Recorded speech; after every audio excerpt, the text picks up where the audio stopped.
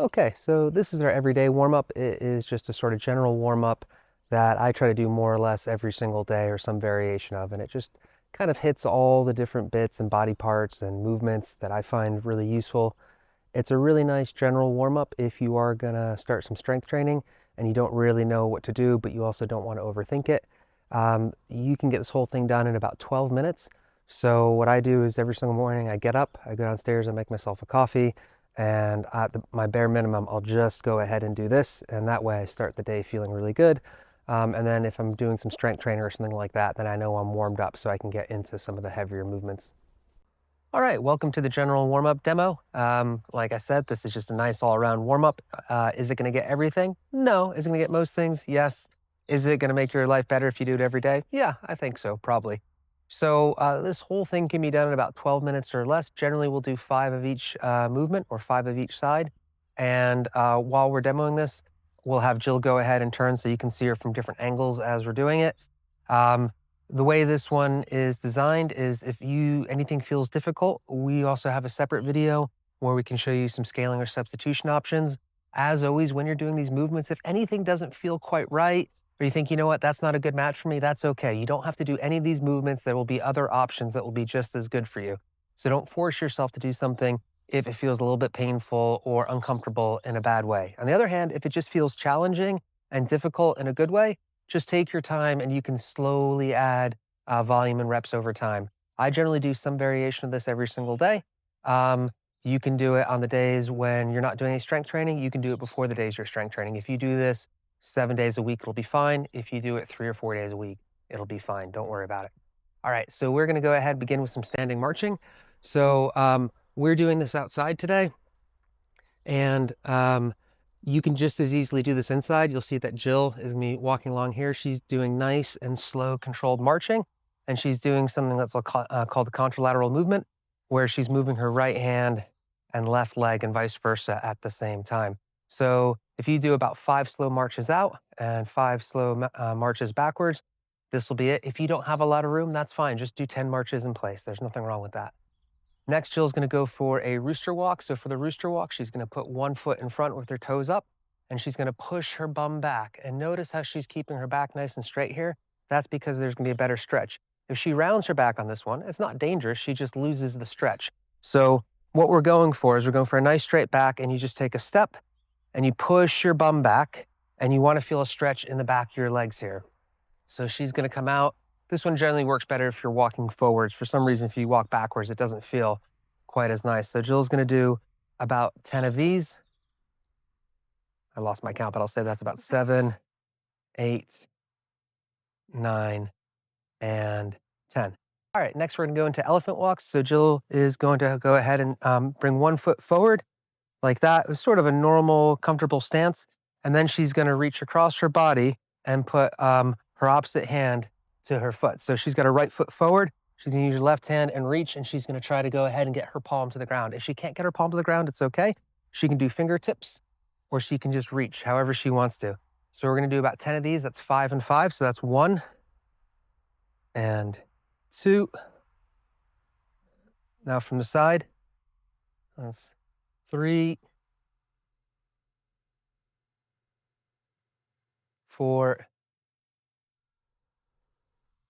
5.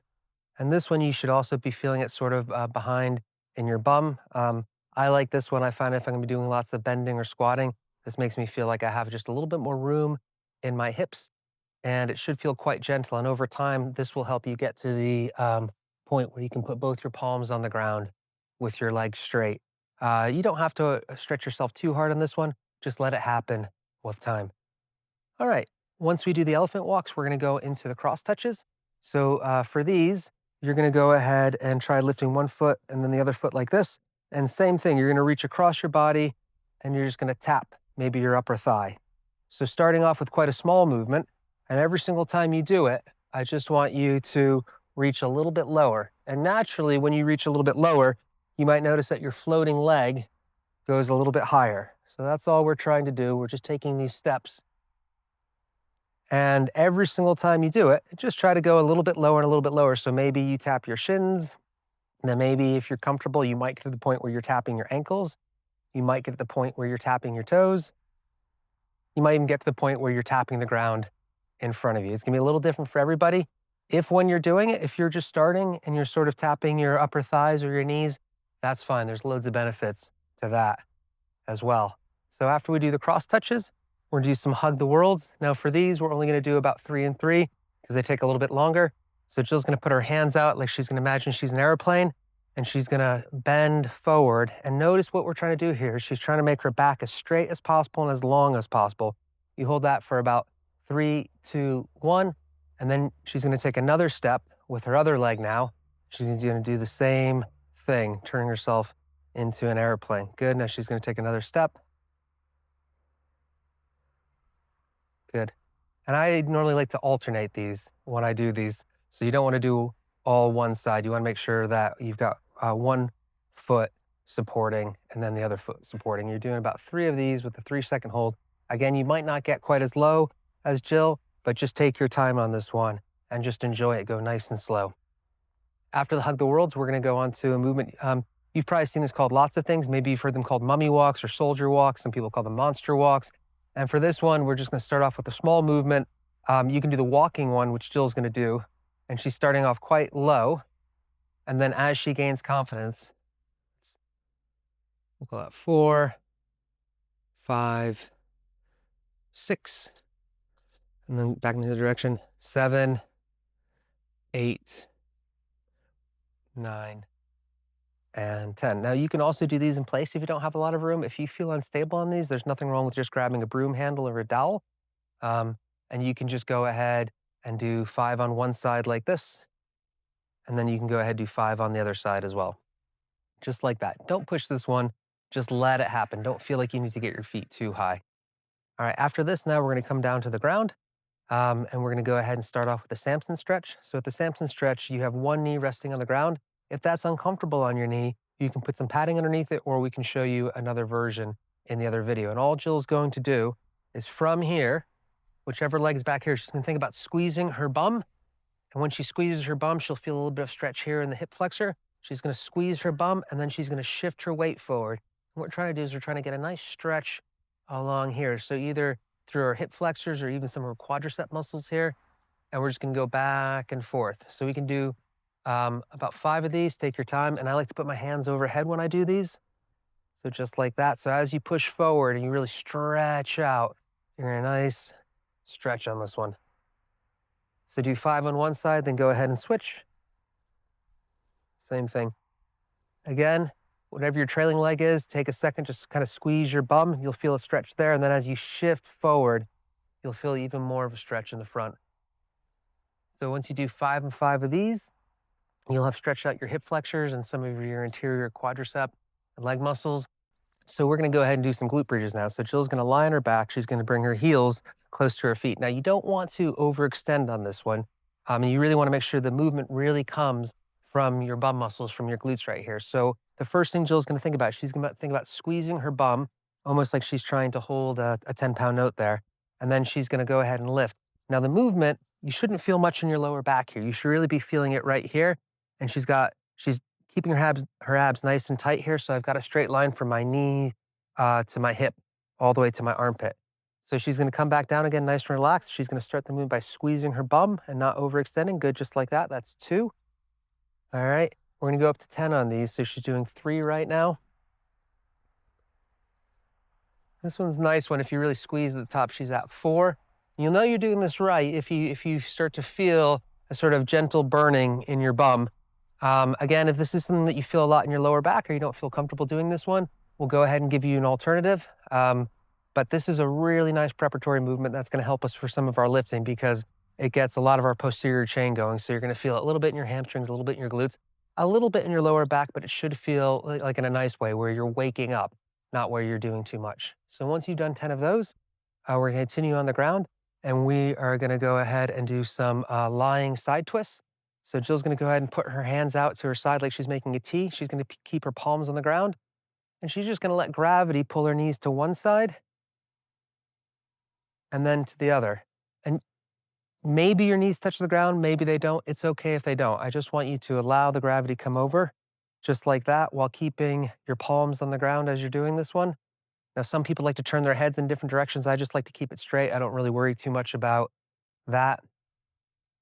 You can see what it looks like from this angle. So you see she's keeping her palms on the ground and she's just letting gravity do its thing. She's not straining too much on this one. Listen to your body as you do it. You might find that one side is tighter than the other. So for example, you might find that your knees touch the ground when you go to the right, and when you go to the left, there might be a few inches there. That's okay. Just it's a nice way to kind of get in touch with your body and see how you're feeling. So we're going to do a little bit of wrist prep now. So for this, we're going to get into what's called a quadruped position. So Jill is supporting herself on her knees and her hands. And it's useful just to spend some time supporting your body weight here. This is gonna be useful for press-ups and push-ups, but it's also gonna be useful in the future if you wanna start doing crawling and things like that. A lot of people won't have much experience with supporting their body weight, and this is something you really wanna get used to. It's useful for all kinds of skills and positions. So from here, notice that Jill has her fingers forward like that, and she's gonna go ahead and do 5 in this position. And you really wanna make sure that your fingers are forward in this one, okay? Sometimes people turn their hands out to the side and they won't get that stretch. You'll know you're doing this right if you have a nice stretch down the forearms right here. It should feel like a good stretch. It shouldn't feel painful. Um, and this should just feel like a nice, easy introduction to supporting a little bit of weight. Now, once Jill has done her 5 with her fingers facing forward, she's gonna go ahead and she's gonna turn her hands like this outward so that now her middle fingers are facing her knees.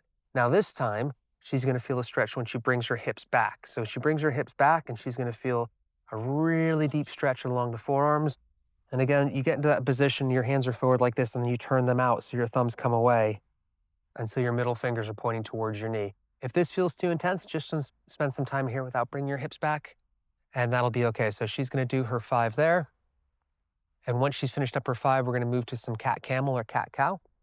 So from this position right here, the first thing Jill's gonna do is she's gonna try to create the biggest arch she can. So she's gonna pull her shoulder blades apart, and she's gonna try to make sort of a big hump right here. And then she's gonna do the opposite. She's gonna pull her shoulder blades together, and now you see that her lower back is gonna make a sort of concave shape, and we're gonna go back and forth for a total of 5 and 5 on this one. So every single time she comes in that position, I'll count that. So that's gonna be number 2, coming back up. That's number 3.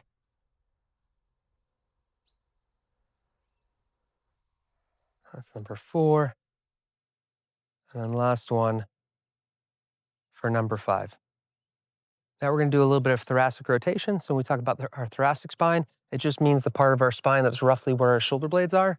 So for this one, she's going to stay in this quadruped position. She's going to go ahead and get one hand. She's going to put it behind her head like that. She's not holding onto her ear or anything like that. She just has it there.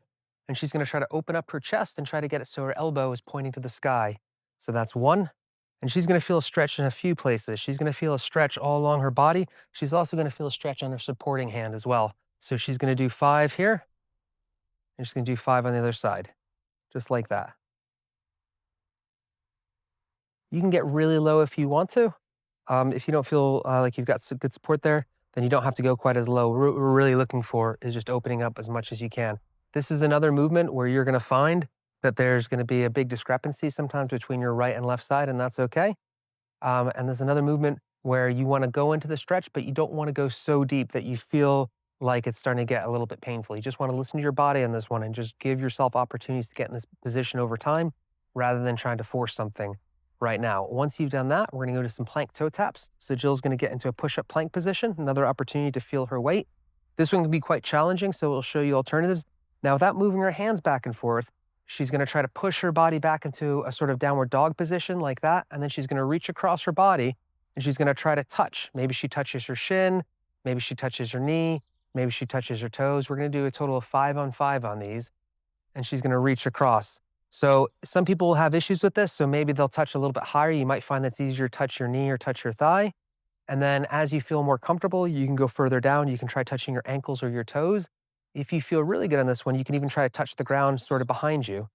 And what we're looking for here is, in addition to getting a stretch along here, as Jill's doing this, I also want to make sure that we're getting a nice overhead position. So you'll see in this next one that she's finding this nice position here, this nice straight line, which is almost like she's holding something heavy above her head. She's got those stacked joints that we want. So this is a nice movement in that it's going to be opening up your shoulders. It's going to be helping with your posterior chain, It's gonna be a little bit of wrist support, and there's also quite a lot of core work going on here as well. So she's gonna do her 5 and 5 there. And once she's done with that, she's gonna get into a position called a half frog. So the half frog position is really nice. You're meant to feel a stretch along your inner thigh. So from here, Jill's just gonna do 5, going back and forth, just like that. She's trying to bring her bum sort of back towards her heels. And as she's doing that, her long leg right there is gonna be getting a nice stretch. So you should be feeling something up along here. And again, with this one, don't overdo it. A lot of people are gonna have really, really tight muscles here. So just lean into the stretch a little bit, but you don't wanna feel like you're gonna twang anything. You just kind of want to explore and see how it feels. As always, we're just trying to explore how our body feels and just maybe pushing it just a little bit, but not so much that it starts to feel scary or not so much that it starts to feel bad. So Jill's gonna do her 5 and 5 on these. And again, this is gonna be another one of those movements where you might notice big difference in main range of motion. People tend to have a lot of asymmetries in the hips. That's okay. Everybody does. Once you've done that, we're gonna move on to what's called the Spiderman. This is one of our favorite stretches, a lot of people's favorite stretch. And this one, again, can be challenging, so check for the alternative. She's gonna start in her push-up plank position. She's gonna bring her right foot up. Notice that her foot is on the outside of her hand, not on the inside of her hand, and she's trying to get her toes more or less even with her fingers. From there, she's just gonna spend some time. She's gonna drop her hips, and she's gonna kind of wiggle around, see how that feels a little bit. All right? And then if she feels like she has it, not everyone's gonna have this at first, she's gonna go ahead and bring her right elbow down to the ground, hang out there a little bit for a second, and then with her right hand, she's gonna try to reach up and point to the sky, all right? Let's have her do 5 total, so 4 more. And in this case, we're gonna alternate, okay? And it's nice to alternate back and forth in this one. So now she has her left foot, she's gonna bring her left elbow down to the ground, and she's gonna reach up with her left hand. So just make sure it's all happening with that same side. If you flip-flop it, the movement becomes much more challenging. Take your time on this one and don't rush it. Don't just think about getting your elbow to the ground and reaching up for the sky. Notice Jill's taking her time and she's really feeling it. Um, this is, I think, one of the greatest stretches. If I was only going to do one stretch every day, this would definitely be at the top of my list because it hits so many of the places where I'm tight. And I found that it really helps me get into all different kinds of positions in terms of squats and then overhead positions. I just really like this. And I think that once you get used to doing these every single day or a variation of them, it'll probably turn into one of your favorite stretches as well. Take your time in these, don't rush them. We're going to do our 5 and 5 on these, and then we're going to move to another movement, which is called the Cossack squat, which we'll show you in a second.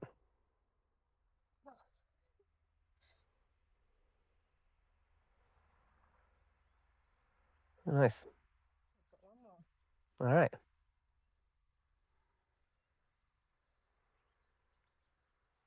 All right, so Jill's finishing up her Spidermans with reaches, and then she's gonna go to a Cossack squat. I might do a few of these as well, just so you can see. So at the Cossack squat, it's like you're thinking about doing a traditional squat, except you're gonna have one foot straight. So in this case, I'm gonna have my right leg bent, my left leg straight. And with this one, especially if you have tight hips like I do, I might not go right into it. The first few, I just might kind of move my hips back and forth like this. And I imagine almost that I've got a screwdriver and I'm slowly driving a screw in. And then once I've got the hang of it, I'm gonna try to keep my chest up high. I'm gonna try to sink down as low as I can. Notice I'm keeping my heel on the ground here, okay? And for me, I like to have my other heel on the ground with my toe up. I'm gonna be in this position. I'm trying to keep my chest up high, but I will bend down a little bit, okay? So I'm gonna do a few on this side. And then I'm gonna go ahead and warm up this side as well. If you're like Jill, you can just get right into it and you can do your 5 and 5. But for me, I kind of like to just check in really quick first, see how it feels, and then I'll go into it. And it's gonna be the same thing. I'm gonna come back and forth. This is another one where you can use a dowel. We'll show you in the other video. Sometimes it's nice to have some sort of broomstick or something. As you're doing this, notice that Jill and I are gonna be hitting very different positions based on our mobility and our body type. And it's gonna be another one where you're gonna notice a big difference in your right and your left, and that's okay. You're supposed to feel this right here. It's really gonna help you open up your muscles along here, which is gonna help you when you're picking things up. It's gonna help you get down low. Once you've done the Cossacks, the last one we're gonna work on is a squat complex. I'll let Jill demo this one first. So for this one, starting off nice and tall, you're gonna push your bum back and get a stretch in your hamstrings. And you're gonna grab your toes. You're nice and low. Now you're gonna pull yourself as low as you can get. So Jill's hips We're gonna get as low as she can while she's gonna have her chest up nice and high. She's gonna put her elbows in between her knees, and then she's gonna go ahead and rotate up and reach with one arm. She's gonna come back down, rotate up, reach with the other arm, come back down, both hands up, and then she's gonna stand. Good. So just to see how it looks differently with different people, we'll do two from the side. We'll do one from the side each, and then we'll do one from the front, okay? Or we'll do one from the front and then one from the side. So from here, I'm gonna pull myself down. So this is my lowest position right here. I'm just trying to push myself. You'll notice it looks very different from Jill's. I'm gonna go ahead and put my elbows into my knees like this. I'm gonna rotate up. I'm gonna reach with one side, come back down, rotate up, reach with the other, come back down. I'm gonna put both hands up, and then I'm gonna stand. And then we can see it from the side. Go ahead and push my bum back. I'm getting a nice stretch here. I'm gonna grab my toes. I'm gonna physically try to pull myself down as low as I can get. This is as low as I go. I've got my elbows here. I'm gonna reach up one side, come back down, reach up with the other, come back down, both hands up, and I'm gonna stand. Probably 3 of those are enough. Okay, so that was a demo of our general warm-up. Once you get used to it, it should take about 12 minutes or less. It took us a little bit longer today because we were doing some chatting and showing different variations, but if you're doing it on your own, you should get it done in 12 minutes or less. Really easy to slot in, don't overthink it. As always, if there are any movements that didn't feel good, check out the other video, or you can contact us. We can give you some recommendations and some substitutions. Don't rush through on these. There's no value in doing them as quickly as possible. Take your time and breathe and explore. Don't push yourself to the point of pain. Just use it as an opportunity to check in with your body. And I guarantee you, if you do this consistently a few times a week, over the next few months, you're gonna find that your movements get much, much easier. One of the things you can do as a treat is go ahead and videotape yourself the first time you do it, check in again in a few months and see how different your body's moving. I think you'll be really amazed.